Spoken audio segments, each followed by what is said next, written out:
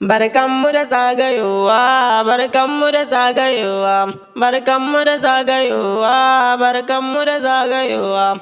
A wannan shekarar fa a cikin watan Maulidi ni ma na zo zan yi yabo.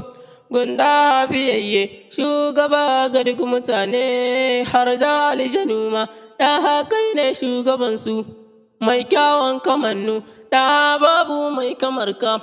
Begen Mustapha dai ni dai ba zan dakata ba, ko an ce na bar shi ni dai ba zan dau zuga ba.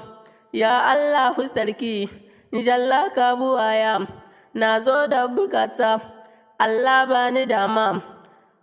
Begen ɗa hana so nurullahi manzo, ma aiki sadauki baban Fadima ne, ni shi zan wayabo. Ni ban da masoyi wanda ya fi raina, in ba Mustapha ba, ba zan yi yabo ba. Allah taimake ni gaban wannan dama, irin kaya bandai da ha shugabanmu, domin bai da tamka, ai shi ne cikan manzanni dukansu. Hatimin nabi, ai kuje ku duba, cikin littafin nan a hallar kenan. Zance ba iyaka yabban da hake nan, zance na a kullum yabban da hanefa. Ni ban da masoyi wanda ya fi raina, in ba Mustapha ba.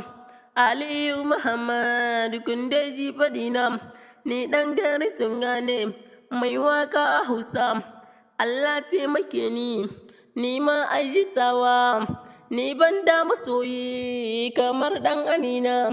Ni dai shi zanwa wannan baitina, ba zan bari ba, ni dai shi nake so, ko dai za a hana ni ba zan jure ba.